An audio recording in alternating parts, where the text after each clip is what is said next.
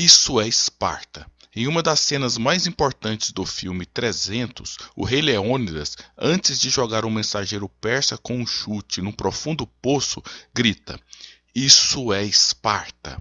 A frase está entre as mais antológicas da história do cinema, e muitos nerds magrelos, que não conseguem matar nenhuma barata, imitam o grito do ator Gerald Butler, mundo afora. O filme é um documento do fascínio que Esparta exerce sobre o mundo contemporâneo. Os espartanos são vistos como heróis da antiguidade. São nobres de poucas palavras, valentes destemidos e hábeis em manejar os meios de violência. Esparta teria um dos exércitos mais poderosos do mundo, um exército de hoplitas praticamente invencível. Esparta é visto como um protótipo de uma sociedade igualitária comunista, o que explica a existência de times de futebol criados em regimes comunistas inspirados no seu nome, como o Spartak de Moscou. Esparta também é visto como uma sociedade viril e homogênea racialmente, que encantava os nazistas ao ponto de Hitler considerá-la como um estado de raça mais pura. Às vezes Esparta é vista como símbolo da austeridade moral, outras vezes como uma sociedade com poderes equilibrados e harmônicos, que foram responsáveis por sua estabilidade política. A admiração por Esparta é tão grande que gerou até uma palavra na língua portuguesa, laconofilia, um termo que possui até uma página na Wikipédia. É o amor ou admiração por Esparta e a cultura espartana ou sua constituição. O termo deriva da palavra Lacônia, uma parte do Peloponeso onde os espartanos viveram. Mas se eu disser que Esparta não era tudo isso que se pensam sobre ela? O filósofo Bertrand Russell, em sua interessante coletânea da História da Filosofia Ocidental, afirma que há um mito sobre Esparta, e esse mito influenciou as doutrinas de Platão, Rousseau, Nietzsche e do nazismo. O historiador francês François Ollier chamou esse mito de miragem espartana, ou seja, uma leitura idealizada de Esparta que destacava a estabilidade de sua organização social e política.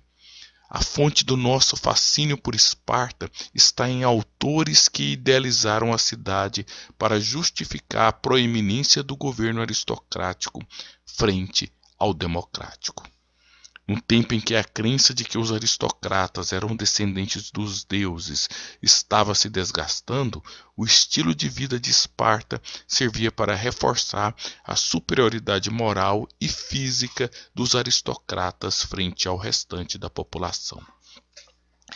Isso explica porque até na democrática Atenas, nos tempos de Sócrates, havia um grupo de jovens que adotaram os costumes espartanos.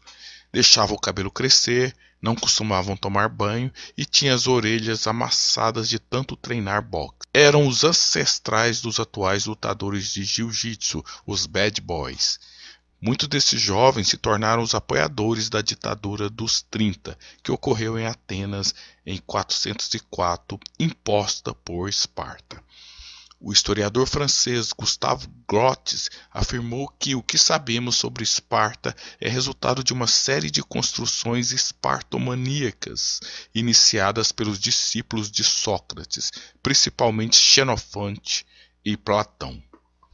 O mais influente escritor a propagar a miragem espartana foi Plutarco, que viveu entre 46 e 120 depois de Cristo.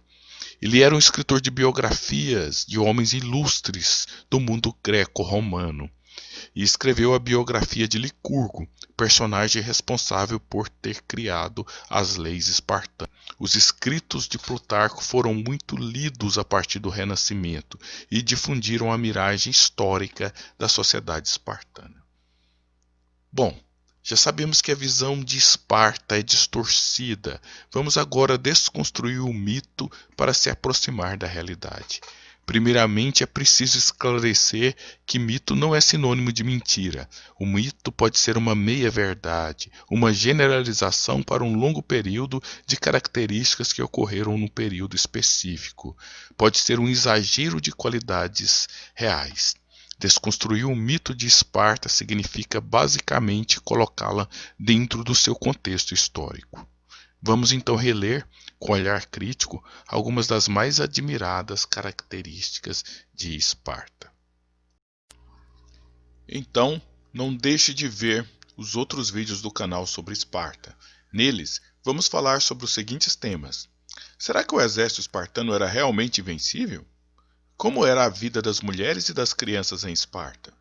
Os espartanos eram um modelo ideal de austeridade, igualitarismo e de organização política? Não perca!